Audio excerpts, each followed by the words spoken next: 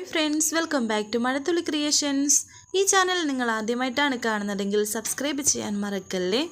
മീനാക്ഷിക്കും സാവിത്രിക്കും രാമഭദ്രനും അപകടം വരാൻ പോകുന്നു എന്നുള്ള കാര്യം മാലതി മറ്റൊരു പയ്യൻ്റെ ഫോണിൽ നിന്നും കാർത്തിയെ വിളിച്ച് അറിയിച്ചിരിക്കുന്നു.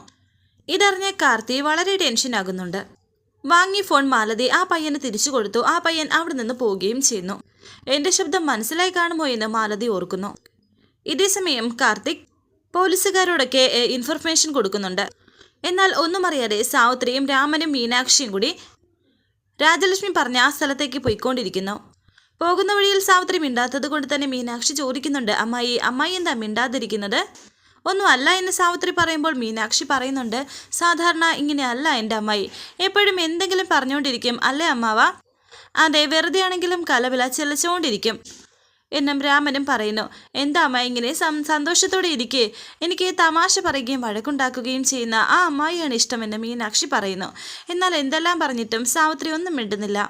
കുഞ്ഞിനോട് മീനാക്ഷി പറയുന്നു, എടി പൊന്നുമോളെ, അച്ചമ്മയോട് മോൾ എന്തെങ്കിലും ഒന്ന് പറയേ. ഇത്തിരി നേരം അച്ചമ്മയുടെ മടിയിലിരിക്കാം, എന്തെങ്കിലും കോപ്രായം കാണിച്ച് അച്ചമ്മയെ ഒന്ന് ചിരിപ്പിക്കാൻ മീനാക്ഷി കുഞ്ഞിനോട് പറയുകയും കുഞ്ഞിനെ സാവിത്രിക്ക് കൊടുക്കുകയും ചെയ്യുന്നു. കുഞ്ഞിനെ കയ്യിൽ കിട്ടിയ സാവിത്രിക്ക് ഇപ്പോഴും ടെൻഷൻ മാറിയിട്ടില്ല. കുഞ്ഞിന് ചുംബനങ്ങളൊക്കെ കൊടുത്ത് കുഞ്ഞിനെ ചേർത്ത് പിടിച്ചിരിക്കുന്നു. ഈ സമയം വൈശാഖ് 2 ഗുണ്ടകളെ ഏർപ്പാടാക്കുകയാണ് കുഞ്ഞിനെ തട്ടിക്കൊണ്ടു പോകാൻ വേണ്ടി. കുഞ്ഞിനെ തട്ടിക്കൊണ്ടു പോവുകയാണ് നമ്മുടെ ലക്ഷ്യം. അത് തടയാൻ വരുന്നവർക്ക് നല്ലത് കൊടുക്കണം എനിക്ക് വൈശാഖ് അവരോട് പറയുകയും അവർ വേഗം തന്നെ അവിടേക്ക് വന്നുകൊണ്ടിരിക്കുകയും ചെയ്യുന്നു. അങ്ങനെ പറഞ്ഞ ആൾക്കാർ വൈശാഖിൻ്റെ അടുത്ത് എത്തിയിരിക്കുന്നു.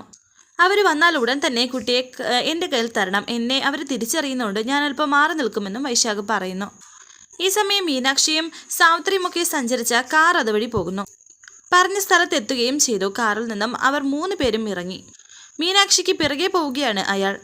ഉടൻ തന്നെ പോലീസ് അതുവഴി വരുന്നു. അത് വൈശാഖ് കാണുന്നുണ്ട്. പെട്ടെന്ന് അയാളെയും വിളിച്ചറിയിക്കുന്നു. അങ്ങനെ ഇപ്പോൾ എല്ലാവരും അവിടെ നിന്ന് രക്ഷപ്പെട്ട് ഓടുകയാണ്. ഒന്നും അറിയാതെ തന്നെ മൂസ ഹാജി എന്ന ആളിനെ കാണാൻ വന്നിരിക്കുകയാണ് സാവിത്രിയും രാമഭദ്രനും മീനാക്ഷിയും കുഞ്ഞും. അങ്ങനെ അവർ മൂസ ഹാജിയെ കാണാൻ എത്തിയിരിക്കുന്നു. അദ്ദേഹത്തോട് നടന്ന കാര്യങ്ങളൊക്കെ പറയുകയാണ് രാമഭദ്രൻ. അദ്ദേഹം എന്തൊക്കെയോ പ്രാർത്ഥിക്കുന്നുണ്ട്. അദ്ദേഹം പറയുന്നുണ്ട്, ഒന്നും വരില്ല, എല്ലാം മാറിപ്പോയിക്കോളുമെന്ന്. ശേഷം 3 പേരും തിരിച്ചിറങ്ങുന്നു. മൈഥിലാണെങ്കിൽ വല്ലാത്ത പ്രതീക്ഷയിലാണ്. കുഞ്ഞിനെ ഉടൻ തൻ്റെ കയ്യിൽ കിട്ടുമെന്നുള്ള പ്രതീക്ഷയിൽ. മൈഥിലി ടെൻഷനോടെ നടക്കുന്നത് മാലതി ശ്രദ്ധിക്കുകയും മനസ്സിൽ വിചാരിക്കുകയും ചെയ്യുന്നുണ്ട്. ഈ കാര്യം മീനാക്ഷിയും സാവിത്രിയേച്ചിയും തള്ളിയിട്ടിട്ട് ഗുണ്ടകൾ കുഞ്ഞിനെയും കൊണ്ട് പോകുമെന്നാണ് ഇവൾ പ്രതീക്ഷിക്കുന്നത്. പക്ഷേ അത്രയൊന്നും വേണ്ട. എനിക്ക് ചെമ്പകമംഗലത്തുകാരോട് വൈരാഗ്യമുണ്ട്, പക്ഷേ ഇനി അത്രയ്ക്ക് വേളയണ്ട എന്ന് മാലതി വിചാരിച്ചു. പിന്നെയും വൈശാഖിനെ ഫോണിൽ വിളിക്കുകയാണ് മൈഥിലി. എന്നാൽ ഫോൺ വിളിച്ചിട്ടാണെങ്കിൽ കിട്ടുന്നതുമില്ല. മൈഥിലി ടെൻഷനോടെ നിൽക്കുന്നത് നന്ദിനിയും കാണുന്നുണ്ട്. നന്ദിനി മൈഥിലിയുടെ അടുത്തേക്ക് വന്നിട്ട് പറയുന്നു, എന്താടി നീ ഇങ്ങനെ കൂട്ടിലടിച്ച വെരകിനെ പോലെ അങ്ങോട്ടും ഇങ്ങോട്ടും നടക്കുന്നത്? നിന്റെ മട്ടുഭാവം കണ്ടിട്ട് എന്തൊക്കെയോ നടക്കുന്നുണ്ട്. ഇവൾക്ക് വേണ്ടെങ്കിലും ഇവൾ പെറ്റതാണല്ലോ വൈകമോളെ. മീനാക്ഷിയുടെ കയ്യിലല്ലേ കുഞ്ഞ്. ആരെങ്കിലും തട്ടിക്കൊണ്ടുവന്ന് പേടിച്ചിട്ടായിരിക്കും ഇവളുടെ ടെൻഷൻ. ഇവർക്കിത് മനസ്സിലായിട്ടുണ്ടോ? ഇവർ എനിക്കിട്ട് താങ്ങിയതാണോ എന്ന് മൈഥിലി മനസ്സിൽ വിചാരിക്കുന്നു. എന്താ വല്ല വഴക്കുവാണോ എന്ന് ചോദിച്ച് രാജലക്ഷ്മി അവിടേക്ക് വന്നപ്പോൾ നന്ദിനി പറയുന്നുണ്ട്, ഒന്നുമില്ലമ്മേ, ഇവൾക്ക് എന്തോ ടെൻഷൻ ഉള്ളത് പോലെ, അത് ഞാൻ ചോദിച്ചതാണ്.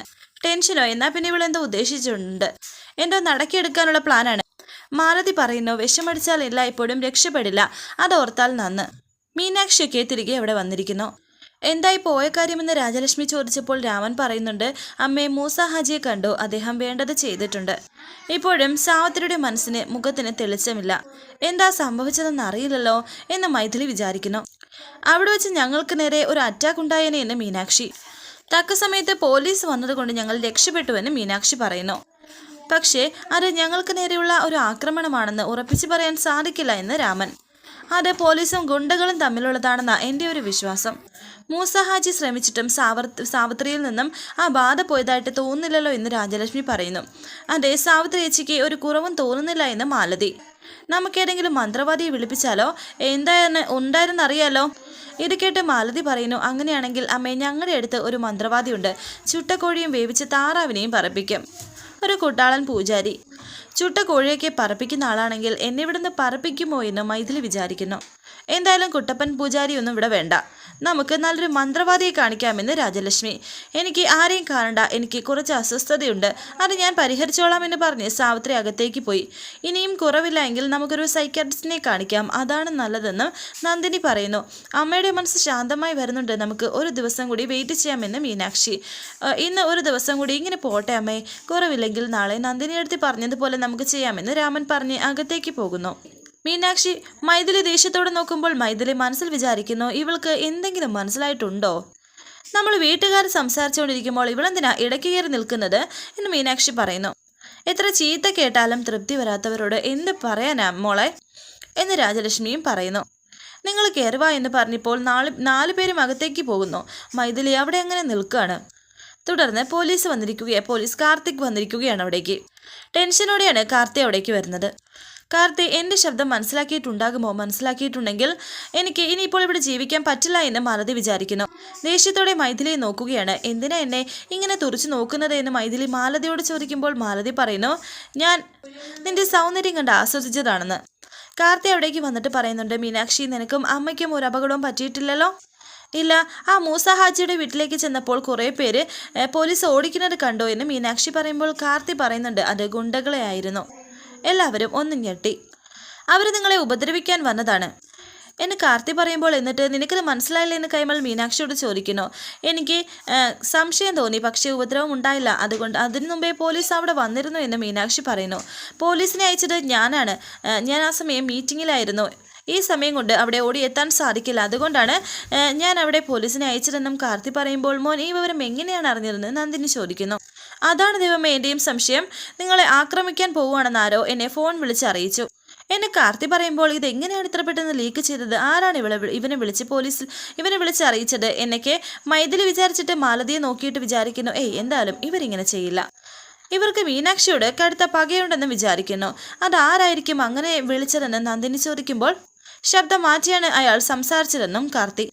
ഏതായാലും എൻ്റെ മീനാക്ഷിക്കും കുഞ്ഞിനും അമ്മയ്ക്കും അച്ഛനും ഒന്നും പറ്റിയില്ലല്ലോ. ഇങ്ങനെ തുടർച്ചയായി നമ്മളെ ഉപദ്രവിക്കാൻ വരുന്നത് ആരാ? അവരെ കണ്ടുപിടിക്കാനുള്ള കാർത്തി എന്ന് രാജലക്ഷ്മി.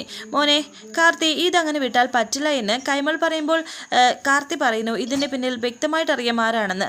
നമ്മുടെ മുഖ്യശത്രുക്കൾ ഇപ്പോൾ 2 പേരാണ്. ഒന്ന് ഇന്ദ്രജ അമ്മായി, മറ്റൊന്ന് ആ ഗജ ഫ്രോഡ് വൈശാഖ്. ഇനി നമ്മുടെ നിത്യശത്രുക്കൾ തമ്മിൽ ഒരുമിച്ചിട്ടുണ്ടോ എന്നെനിക്ക് നല്ല സംശയമുണ്ടെന്നും കാർത്തി പറയുന്നു. എനിക്ക് വേറെ പല സംശയങ്ങളുമുണ്ടെന്ന് നന്ദിനി പറഞ്ഞിട്ട് മൈഥിലിയെ നോക്കുന്നു. അമ്മയുടെ സംശയങ്ങൾ തെറ്റാറില്ല എന്ന് മീനാക്ഷിയും. സംശയങ്ങളുണ്ടെങ്കിൽ കാർത്തിയോട് പറഞ്ഞൂടെ, അത് നിന്റെ മകൻ മാത്രമല്ല പോലീസുകാരനും കൂടിയാണെന്ന് രാജലക്ഷ്മി പറയുന്നുണ്ട്. എല്ലാ തെളിവുകളും കിട്ടിയിട്ട് ഞാൻ എൻ്റെ മകനായ പോലീസിനെ അറിയിക്കുകയെന്ന് നന്ദിനി പറയുന്നു. എന്തായാലും നമ്മുടെ ശത്രുക്കൾ അധിക ദൂരം പോയിട്ടില്ലെന്നാണ് എൻ്റെ ഒരു ധാരണ. മീനാക്ഷി, എന്നെ അറിയിക്കാതെ എൻ്റെ മീനാക്ഷി എവിടെയും പോവരുത്. നമ്മുടെ കല്യാണം കഴിഞ്ഞതോടെ ശത്രുക്കളുടെ എണ്ണം പെരുകിയിട്ടുണ്ടെന്ന് കാർത്തി മീനാക്ഷിയോട് പറയുമ്പോൾ എല്ലാവരും ടെൻഷനോടെ നിൽക്കുന്നു. ഇവൻ അവൾക്കും കുഞ്ഞിനും വലിയൊരു മതിൽ പോലെയാണല്ലോ എന്ന് മൈഥിലി വിചാരിക്കുമ്പോൾ മീനാക്ഷി വിചാരിക്കുന്നുണ്ട്, നിന്റെ കള്ളത്തരം മുഴുവനും ഞാൻ പൊളിച്ചെടുക്കോടി, അധികം വൈകാതെ നിന്റെ കാര്യത്തിൽ ഒരു തീരുമാനം ഉണ്ടാക്കുകയും ചെയ്യും. പിന്നീട് കാണിക്കുന്നത് മീനാക്ഷി കിച്ചണിൽ പാചകം ചെയ്തുകൊണ്ടിരിക്കുന്നു. ഇപ്പോൾ ഒരു പായസമാണ് ഉണ്ടാക്കിക്കൊണ്ടിരിക്കുന്നത്. നന്ദിനി അവിടേക്ക് വന്നു. എന്താ നീ ഉണ്ടാക്കുന്നതെന്ന് ചോദിക്കുന്നു. ഇത് ശർക്കര പായസമാണെന്ന് മീനാക്ഷി. ഇന്ന് വലിയൊരു അപകടത്തിൽ നിന്നും ഏട്ടൻ നമ്മളെ രക്ഷിച്ചതല്ലേ, അതിൻ്റെ സന്തോഷത്തിന് വേണ്ടിയാണ് ഈ പായസമെന്ന് മീനാക്ഷി പറയുന്നുണ്ട്. വരാനിരിക്കുന്ന പുതുപുത്തൻ എപ്പിസോഡുമായി വീണ്ടും കാണാം. Thank you for watching. Please subscribe, like, share my channel.